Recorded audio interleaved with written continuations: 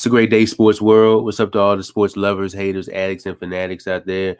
This is Larry Patterson coming to you for GT365. That's Game Time 365 Sports.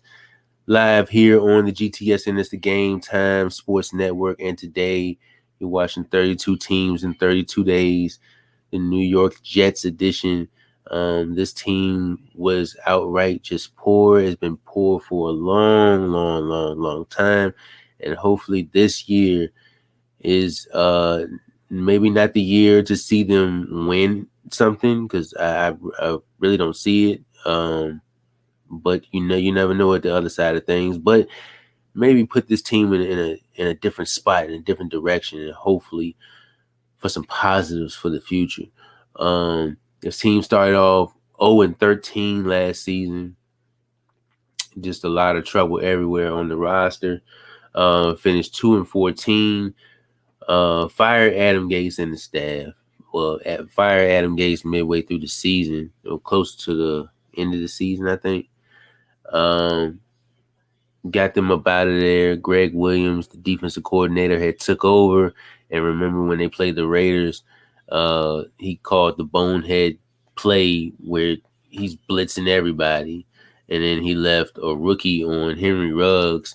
So Henry Ruggs goes on the go, and he catches it on the dime, and then he's going to the house.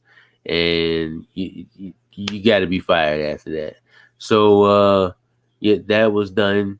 And then they traded away quarterback Sam Darnold to Carolina for a number of picks. But before that, they hired 49ers ex-defensive coordinator Robert Saleh, who I love. Robert Saleh, his intensity, the way he gets fired up on that defensive line. Well, the way he gets fired up on the sideline coaching the defense.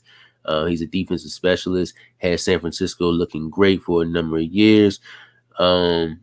Just the way that they get a third down stop or a fourth down stop, and the way he gets fired up off that, it really does good for your team. It has players actually wanting to play for you. So hopefully he can turn this whole Jets thing into a different culture. So they're bringing in Robert Saleh. Mind you that this team hasn't made the postseason since 2010. So that's another thing riding on this. So just like I said, if it's not this year, which more than likely it probably won't be, then again, you never know. Definitely look forward to this team getting a lot better in the future. They are definitely loaded with some talent, getting loaded, and will probably get loaded in the future. So let's start with the key departures for this team, starting with Neville Hewitt, his linebacker. He's gone. Frank Gore, future Hall of Fame, first ballot Hall of Fame, in my opinion, running back. He's gone. I think he wanted to come back another year, but the way the Jets wanted to go, they wanted to go into a different direction, go younger. So he had 600 yards last year. So that was productive, but it wasn't so much productive when you're like one of the worst run teams in the league with a bad offensive line. So Avery Williamson, another linebacker. This team let go a lot of linebackers, man. Jordan Jenkins, another linebacker. He went to Houston. Frankie Luvu, another linebacker. He went to Carolina. Pat Elflein, he's an offensive lineman, went to Carolina. Joe Flacco went to be a backup in Philadelphia. He could get some opportunities this year. Terrell Basham went to Dallas. Rashad Perriman, who's a veteran, I believe going to maybe his sixth year, has been having some injury history since he's been in the league, but he went to Detroit. Henry Anderson, been with the Jets for quite some time, probably about 4 years, and signed with New England in the offseason. So then you lose them. Key additions for this team is Carl Lawson. And Carl Lawson coming off of a 44 pressure season in Cincinnati. Cincinnati didn't want to sign him back. So then New York needed some pass rushing ability, and they signed him. Corey Davis. Corey Davis with Corey Davis, he came into the league out of Western Michigan. He was a 5th-round pick, and by the Titans. He didn't work out his first year. It didn't work out his first year. His second year, he had about 800 some yards, maybe close to 900. So he had a pretty decent season his second year. His third season, now I think he had only maybe 300, if I can calculate my mind right. And in his fourth year, that's when he balled out. That was last year. He had like 900 some yards. He had almost 10 touchdowns. So in his last year, of course, he gonna ball out. My thing is, Tennessee didn't want to sign him back because of the production just didn't seem extension worthy, and rightfully so. So, but not also rightfully so that he shouldn't earn money somewhere else. So the Jets took a chance on him. And if you watched him in his preseason game, he looked good. He definitely looked good, and that's something that the Jets need. They need a whole lot of ammunition, and maybe that'll change for him this year. Tevin Coleman coming over from San Francisco. He was also injured last year, but he is a very nice complimentary piece when he's healthy and in the fold. Keelan Cole, speedy wide receiver coming out of Jacksonville. You bringing him over. Sheldon Rankins, you bringing him over to help out that defensive line, which I think is on the rise. You bring Sheldon Rankins over, and we'll get to that in a minute. Vinny Curry, defensive end, a depth defensive end coming over from Philadelphia. LaMarcus Joyner, another starter / bench player, depending on who else is on, what other safety is on that roster. Gerard Davis, linebacker, you got him out of Detroit. I believe he's injured right now. Dan Feeney, a guard. Justin Hardy, you got him from New Orleans. He's a cornerback, but he's mostly used for special teams. He can be used for defense, of course, but he's more of a special teams contributor. He can make plays definitely on that side of the ball. Tyler Croft, tight end, and then you got Ronald Blair, defensive end, coming over from San Francisco last year.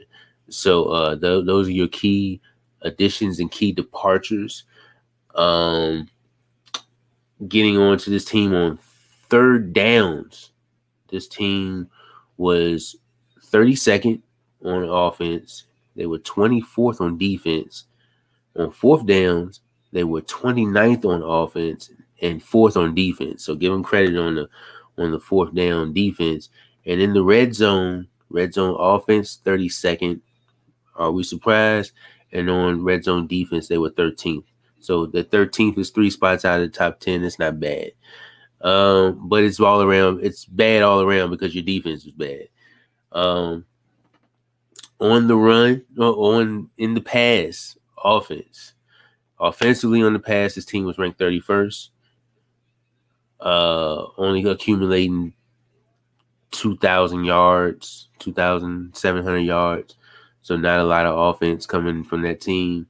On the run, they were ranked 23rd, only reeling in 1,600 yards. That split between Frank Gore, LaMichael Pirine, Le'Veon Bell, the little bit of time that he was there before he got released, only 1,683 yards. And let's get into this offense, because this offense I think is going to be a whole new regime this year. It's going to be young. It's going to make its mistakes. It's going to have its slip ups, but it's going to be young and it's going to be on the rise, and something that people need to be looking at toward the future if they don't give you a glimpse this year. First of all, at quarterback, you got Zach Wilson, who they drafted 2nd overall out of BYU. My man threw 33 touchdowns last year and only 3 interceptions at BYU. Rightfully so. He was the number 2 pick behind Trevor Lawrence. He was, and in his past preseason game against Green Bay, my man was 9 for 11, 128 yards, and two of them things. I'm meaning touchdowns. So my man looked good, and even Aaron Rodgers said he looked good. So it's preseason, but eventually you'll get to see him in a few short days here. Mike White, quarterback, third year. Then you got James Morgan going to his second year. And then you got Josh Johnson, who they signed not too long ago, a 9-year vet going to his fifth team. And if you remember him from the from the Redskins or from the football team, I want to say, not from the football team, from the Redskins, Cincinnati. I believe he played for two more other teams. So that's your quarterback room. Your running back room consists of Josh Adams, who's a 4-year vet, Michael Carter, who they picked up as a rookie from UNC, Tevin Coleman, as I mentioned earlier, Ty Johnson. You got LaMichael P. Ryan, 64 attempts for 232 yards, 2 touchdowns last year. It was a sample size. He was a rookie. It was a sample size, but hopefully we'll see more of him this year. Right now, it's dubbed as Tevin Coleman being the starter with Ty Johnson behind him and Michael Carter being the third back. But things can change. You still got another preseason game to go. So, and then Austin Walter, second year player, too, at the wide receiver position, which I think in maybe a year or two will be a very big offense, a very big firepower unit. They will be very big due to the fact of all the talent that they got. First of all, you got Braxton Berrios, who's very speedy, a very quick guy, can make you miss. He can run great routes, great feet, got great hands. Very much overlooked. So, and with the weapons that he had last year, it was a sample. It was a little sample size, but 37 catches, 394 yards, and 3 touchdowns. That's okay, considering Jamison Crowder was eating up most of that. And then you had Denzel Mims, coming on late. You had other weapons on there too. And plus with an offense that just really couldn't figure it out. That's okay. And then he's got a better signal caller coming in. Lawrence Cager going into year number 2. Keelan Cole going into year number 5. He could do some great things as far as offensively in the slot or special teams. Jamison Crowder going into year number 7. Jamison Crowder in 2020 had 89 targets. So, in some of the other episodes that I do, you have some wide receivers that I read off might have 100 plus yards, 100 plus targets.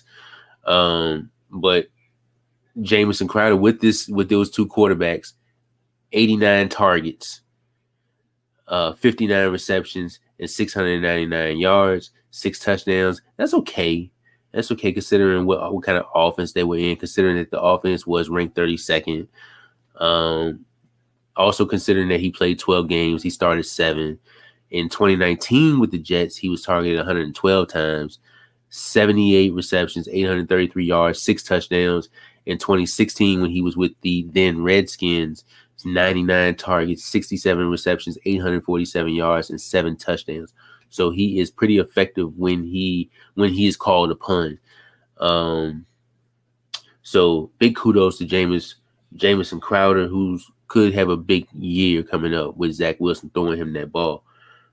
Corey Davis coming over, a big contributor. As I said before, you saw him in his preseason game. The man looked good.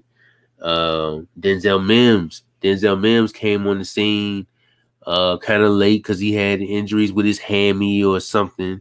But he had 44 targets, 23 receptions, 357 yards. That speaks volumes in the sample size that he gave you. I really see big things out of him coming up, as long as he can stay healthy. DJ Montgomery going into year number 2. Elijah Moore is another wide receiver, another speedy guy that I can see that can help this offense out a lot. Jeff Smith, who's a great route runner, got great feet going into year number 2. And then Vincent Smith, who's also got some great feet going into year number 4. That is your wide receiver room. And,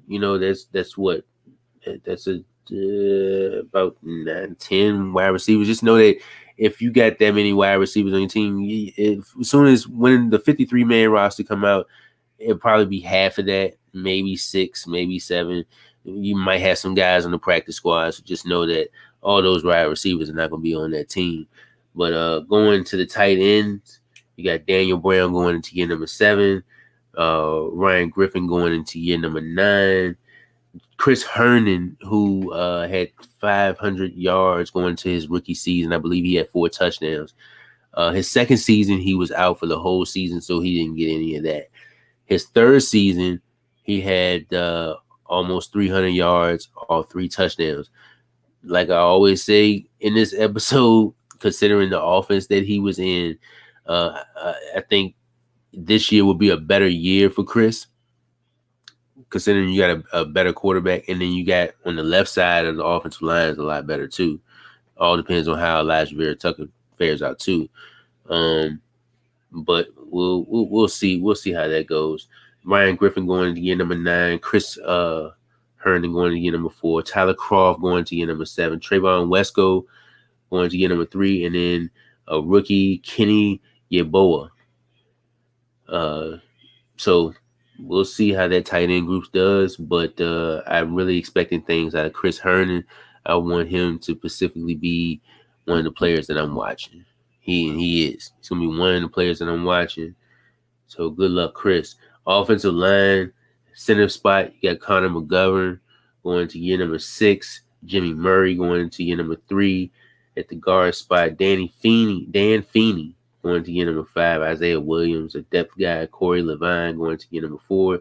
David Moore going into year number 1. This is his rookie year. Greg Van Roten, who is on the right side, I want to say, the right guard spot, going to year number 7. Elijah Vera Tucker on the left side. So we'll see how that goes. Mekhi Becton, who was a force last year, and will continue to be this year. Left tackle. Then you got Cameron Clark going into year number 2. Chuma Adoga, year number 3. George Fant going into year number 6, who probably will be on the other side, or it got to be some kind of competition over there with George Fant and then Parker Ferguson, who's a rookie. Grant Hermans, who's also a rookie, but you got Connor McDermott going in year number 5, and then you got Morgan Moses, who was bought over after the Washington football team released him, and the Jets picked him up, going to year number 8. So he brings a lot of veteran experience to that, and Teaton Salts going to his rookie season also. That is your offense, ladies and gentlemen. Going on to that defensive side of the ball, who was in the run game kind of improving, and they've been that way for a couple years. It's always that pass offense that seemed to just can't, that the pass defense that seemed to just can't get it right. Pass defense, this team was ranked 28th, giving up over 4,000 yards, 4,409 yards. That's what they gave up. That was ranked 28th in the league. And on the run, they were ranked 12th, giving up 1,792 yards. So in the run, that wasn't bad, considering the fact that in some games they were pretty bad, but averaging, yeah, ranked 12th. You can't go wrong with that. I'll take that over any day, especially now that it's about to get better with Carl Lawson and Quentin Williams still being there. Quentin Williams, I'm expecting to have a big season also. So let's start with the defensive line. Ronald Blair coming over from San Francisco. Vinny Curry going to year number 10. Michael Dumfwar is a rookie. Aaron Adoye going to year number 2. Jeremiah Valoga going to year number 2 also. John Franklin Myers going to year number 4. Bryce Huff. Carl Lawson going to year number 5. 44 pressures last year. He brings pass rushing ability over there, something that this team really didn't have. Kyle Phillips. Hamilcar Rashed Jr., who's a rookie. Jabari Zuniga going to year number 2. Faloranso Fatukasi going into year number 4. Jonathan Marshall is a rookie. Sheldon Rankins going into his 6th year. Nathan Shepard going into his 4th year. Tanzel Smart also going in the 4th year. And then Quentin Williams going to his 3rd year. It's crazy that Jamal Adams was probably the defensive player that had the most pressures out of a whole defensive line, out of a whole linebacking unit. Um, that guy did everything for that organization, and they couldn't even pay him, and didn't even want to pay him. And I think because of he didn't bring the whole total package because he's not very good in coverage. He gets beat often, but one thing he does do is rush the passer well. He gets after the quarterback. I think, and not last year, of course, not last year, but the year before, one of those years, he had like 8.5 sacks or 9 or something like that, and he led the team in that. That's crazy when you got a safety that's leading your team in sacks and pressures and blitzes and all that shit. Going to the linebacking unit, Blake Cashman going into year number 3. Gerard Davis coming over for year number 5. Noah Dawkins. Camilo Effler is a rookie. C.J. Mosley, who when he was in his years in Baltimore, most of his years in Baltimore was over 100 tackle linebacker. And when he came over in his first year, he played 2 games. He was out for an injury. I forget what the injury was. Last year, he opted out due to COVID. So this year, maybe we get 100+ tackle CJ Mosley back. Maybe we don't. I don't know. Well, that remains to be seen. But with his presence and the experience that he has, especially with the 100 tackles, that could definitely help out this team a lot. Definitely help out Robert Saleh a lot too, and what he wants to build with that team. You got Delshon Phillips, Jamian Sherwood, and Hamza Nerzadine. He's from Florida State. I know I probably pronounced his name wrong, but I know he's from Florida State. He's a rookie. Cornerbacks, Bless Austin going into year number 3. Corey Ballanton going into year number 3, who took some special team snaps as far as kick returns, punt returns. Michael Carter II is a rookie. He's a cornerback also. So you got 2 Michael Carters on the team. Isaiah Dunn's a rookie. Brandon Eccles a rookie. So they definitely loading up that cornerback room with rookies and young players. Javelin Guidry, who's been in the league. This is going his 2nd year. Bryce Hall going to his 2nd year. Besides Bless Austin, I'll probably say that Bryce Hall is probably their best corner. He was a rookie last year, so obviously he was beat a lot. So we'll see how that goes, though, man. Justin Hardy, who's basically used for special teams, going to year number 5. Lamar Jackson, not so much good things out of him. He's undrafted going to his 2nd year. Hopefully he gets better. Zane Lewis going into his 2nd year, and then Jason Pennick, who's a rookie. So a lot of young guys in that cornerback group right there. And in the safety group, Elijah Campbell, Saquon Hampton going to year number 2, JT Hassel, Bennett Jackson going to year number 4, LaMarcus Joyner going to year number 8, Marcus May, who was franchise tag. Marcus May, in his 4 years in the league, 6 interceptions. He had 2 sacks in 2020. That was his career high. He had also had 23 blitzes. So he took that rollover that Jamal Adams was basically doing, because he was a free safety.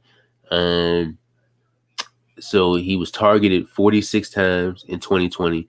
He had 27 completions, and he had a completion percentage of 58. In 2019, he had 32 targets. It's a little sample size, but he had 32 targets, 16 completions for 50%. And once you in those 50% in those completion percentage, that speaks volumes. That means that you can cover a little bit. And then you got Sherrod Neesman going into year number 6. I want to touch base on a couple other defensive players. Well, at least one more. Quentin Williams. I spoke on the defensive line. I think he's gonna have a big season this year. He had 7 sacks last year and 20 pressures. He had, I want to say, 3.5 the year before. But I'm expecting Quentin Williams to have a big season this year. I really hope he does. Matt Amendola is a rookie, as a kicker. They got everything that they had with kickers as far as Sam Ficken, who was not good last year. Get him up out of there. So Matt Amendola, we'll see how that goes. Kickers don't really get the most love in this league anyway. And Braden Mann is their punter going into year number 2. Let's go over these rookies real quick, man. Zach Wilson, first round pick out of BYU. Elijah Vera Tucker was a offensive guard. Got him out of USC. Elijah Moore, speedy wide receiver out of Ole Miss. Michael Carter, running back out of North Carolina that could help him out a lot. Jamie Sherwood, safety out of Auburn. Michael Carter II, safety out of Duke. Jason Pennick, cornerback out of Pittsburgh. Hamza Nasruddin, I think that's his name, Nasruddin, safety out of Florida State. Brandon Eccles, cornerback out of Kentucky. And then Jonathan Marshall, defensive tackle out of Arkansas. Let's go to the first 5 games for this team. They're at Carolina, so Sam Darnold gets to see this same team that he played for last year. That's the first team he'll play. And they're in Carolina, so they go to him. Then the Jets play New England, which is always, I wouldn't say always a close matchup because New England's been dominating, but it's always been a rivalry there, some sort of way. At Denver in week 3, they face Tennessee in week 4 at home, and then they face Atlanta. They go to Atlanta in week 5. So at Carolina, New England, at Denver, and then they at home against Tennessee, and at Atlanta for the 5th game. All in all, you can expect this team to probably be maybe 32nd, maybe 31st, maybe 30th.